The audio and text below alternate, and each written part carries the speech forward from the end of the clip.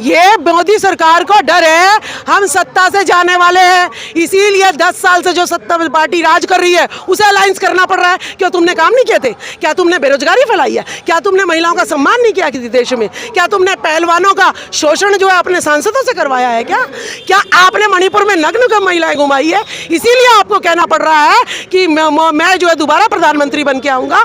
क्या इसीलिए आपको अपने नूह मेवात में हिंदू मुसलमान के दंगे, मणिपुर में दंगे जो है आदिवासियों के साथ कराने पड़ रहे हैं? क्योंकि आपको पता है कि अगर हिंदू मुस्लिम का मुद्दा, भारत पाकिस्तान का मुद्दा नहीं छेड़ेंगे तो हम सत्ता में आने वाले। ओबीसी के सांसद हैं, अगर अपनी समाज की उनका वोट चाहिए तो महिलाओं का जो बिल पास हुआ है उसकी मांग करें, नहीं तो जो है ये बढ़वागिरी और चमचागिरी करना छोड़ दो।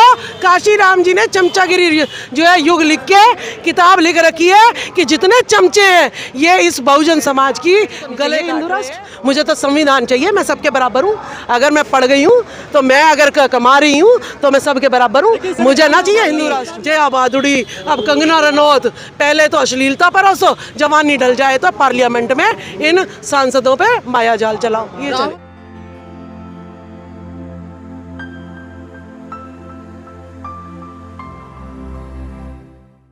आज जिस तरह से सत्यशोधक समाज 155वीं जयंती मना रहा है, तो क्या लगता है जो ओबीसी समाज के लोग हैं वो ज्योतिबा फूले और राष्ट्रपिता सावित्रीबाई फूले को कितना समझ रहे हैं? देखिए, अब जो है जागरूकता बहुत ज़्यादा बढ़ रही है। आपने देखा कि जितना भी है यहाँ पे ओबीसी समाज जो है ज़्यादा बैठा हुआ है, तो यानी वो और टिका हुआ है। और वो धर्म के बारे में जब स्वामी प्रसाद मौर्य जी बोल रहे हैं, माननीय राजकुमार सैनी जी बोल रहे हैं, हम लोग बोल रहे हैं, उसके बावजूद भी उठ के नहीं जा रहे, तो यानी वो आज जो है गुलामगिरी, किसान का कोड़ा और सत्यशोधक समाज को जो है समझ रहे हैं कि जो धर्म हिंदू धर्म है वो ऊंच नीच पर आधारित है, और हर कोई बच्चा भी आज सम्मान चाहता है, तो हम क्यों ना सम्मान चाहें, हम क्यों अपमान झेलते रहें। राजबाला सोनी जी, हम लगातार देखते हैं आप तो मुखर होकर पाखंडवाद के खिलाफ, हिंदू धर्म के खिलाफ अपनी आवाज को रखते हैं, लेकिन कहीं ना कहीं जो ओबीसी समाज से आने वाली महिलाएं वो एक कर्मकांड पूजा पाठ में उलझी रहती है, उनको क्या संदेश देंगी ताकि वो कर्मकांड पूजा पाठ से बाहर निकले? देखिए, मैं तो अभी स्वामी प्रसाद मौर्य जी ने कहा कि एक तरफ मंदिर की घंटी और एक दिन तरफ जो है स्कूल की घंटी, और स्कूल की घंटी सुन के जो माँ बाप अपने बच्चों को भेजेगा वो doctor, engineer, professor, lecturer, scientist, clerk, चपड़ासी सब बनेगा, लेकिन अपने घर की गरीबी जो दूर करेगा। लेकिन अगर जो मंदिर पर 7 पीढ़ियां दफना दो, लेकिन तुम लोग बाहर भीख ही मांगते रह जाओगे और जो है कभी भी अपने घर भी नहीं बना सकते, छत भी नहीं बना सकते। 1927 में परम पूज्य बाबा साहब ने मनुस्मृति का दहन किया, लेकिन उससे पहले सबसे पहले जो आंदोलन किया वो राष्ट्रपिता ज्योतिबा फूले ने किया। तो क्या बात है कि आज उनको मानने वाले लोग कहीं ना कहीं गणेश चतुर्थी मना रहे हैं, जय जयकार कर रहे हैं, और कहीं ना कहीं हम देख रहे हैं कि जिस तरह से अभी नवरात्रे का सीजन आएगा और अभी जो कावड़ यात्रा है उसमें लिप्त है ओबीसी समाज, तो उसको बाहर निकालने के लिए ये षड्यंत्र है। आप देखिए, सावित्रीबाई फूले जी ने प्रथम जो स्कूल बनाया उसको खंडर बना दिया, उसके सामने गणेश जी का जो है मंदिर बना दिया, वो भी सोने का मंदिर बना दिया। अब आप जा रहे हैं अनजान, आपको इतिहास पता नहीं है, आप कहोगे ओहो बहुत सुंदर है, खंडर की तरफ तो कोई देखेगा ही नहीं, चाहे उस खंडर ने इस देश का निर्माण किया है, लेकिन वो खंडर मुझे पसंद नहीं है। तो यानी ये सरकारें स्कूलों को तो जो है गौशाला गौशाला से भी बदतर बनाना चाहती है, और मंदिर को जो है सोने का बनाना चाहती है, ताकि सब जो है घंटियां बजाएं और ये यूं ही भिखारियों की तरह मांगते रह जाएं। तो इसीलिए हमें ज़रूरत है कि सावित्रीबाई फूले ने जो प्रथम स्कूल खोला था उसको हम भव्य बनाएं और लोगों को समझाएं कि अगर भव्य बनाना है तो स्कूल बनाओ, विद्यालय बनाओ, कॉलेज बनाओ, ITI बनाओ।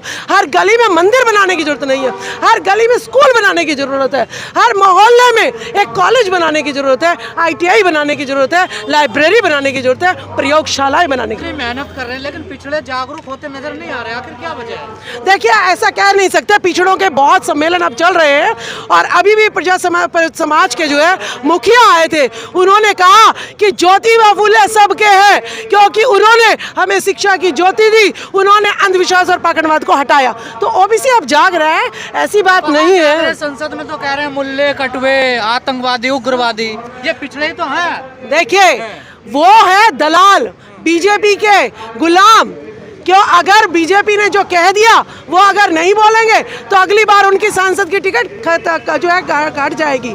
लेकिन ज्योतिबा फूले अकेले थे। इस अकेले ज्योतिबा फूले ने भारत में शिक्षा और सामाजिक की क्रांति जगा दी। बाकी तो गुलाम तो जो है करोड़ों है। तो हमें रमेश भिदुड़ी जी ने क्या कहा, अगर वो ओबीसी के सांसद हैं, अगर अपनी समाज की उनका वोट चाहिए तो महिलाओं का जो बिल पास हुआ है उसकी मांग करें, नहीं तो जो है ये बढ़वागिरी और चमचागिरी करना छोड़ दो।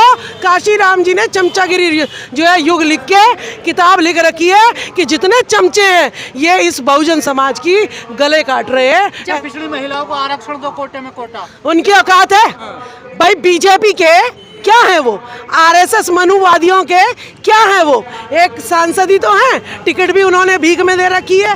तो अगर वो बोलेंगे खिलाफ, किसी दुकानदार पर नौकर है, अपनी मर्जी से किसी को सामान दे सकता है, मालिक 4 थप्पड़ मारेगा, दुकान से निकाल देगा। यही औकात हमारे सांसदों की। समाज पहले होता, पार्टी बाद में होती है। अगर समाज पहले होता है तो महिला बिल पास हो गया। बताइए कि आपने ओबीसी समाज के लिए, छोड़िए ओबीसी समाज, आपने गुर्जर समाज के लिए कहाँ प्रतिनिधित्व मांगा?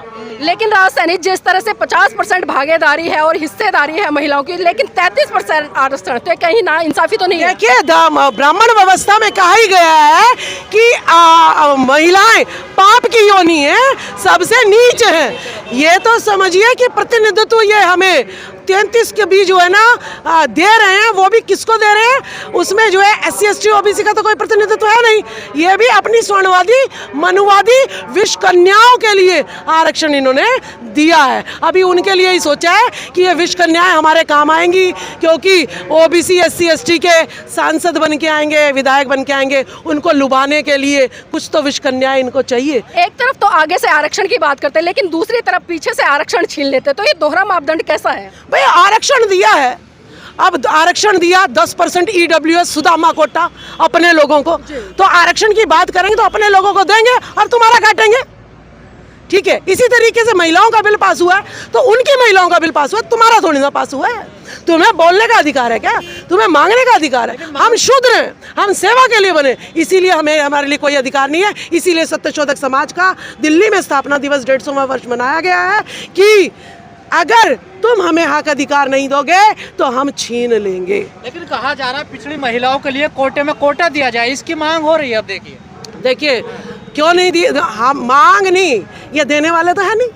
अगर देने वाले होते तो मुलायम सिंह यादव, शरद यादव, रामविलास पासवान जी कहते कहते मर गए कि भाई 50% का बिल पास करो और SC ST OBC माइनॉरिटी की सभी महिलाओं के लिए प्रतिनिधित्व जो है तय करके जाओ, नहीं तो तुम्हारी महिलाएं ले जाएंगी। लेकिन उनके जीते जी तो इन्होंने दिया नहीं, अब तीनों मर गए, आवाज उठाने वाला कोई है नहीं। जल्दी से विशेष सत्र बुलाओ और ये महिला बिल पास कर दो और अपनी महिलाओं को स्मृति ईरानी जैसी, सीतारमण जैसी को बिठा दो। अब हेमा मालिनी, जया भादुड़ी, अब कंगना रनौत, पहले तो अश्लीलता परोसो, जवानी डल जाए तो पार्लियामेंट में इन सांसदों पे माया जाल चलाओ। ये राहुल गांधी कह रहे हैं कि 90 सचिव हैं जिसमें से 3 पिछड़े हैं कुल, जिनकी आबादी 50%। हाँ, कांग्रेस अब जो है तो थोड़ा बिल्कुल ही तलेटी में चली गई है तो उन्हें ओबीसी याद आ रहा है।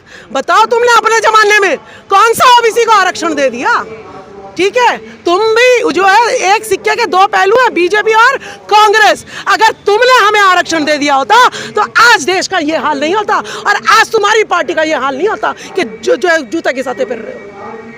तो क्या पिछड़ों की इतनी बड़ी आबादी है, उनको अधिकार नहीं मिलना चाहिए? उस पर बात क्यों नहीं होती? हिंदू मुस्लिम हिंदू राष्ट्र की बात कर रहे हैं। देखिए, उनको बिल्कुल भी ये अधिकार देना नहीं चाहते हैं।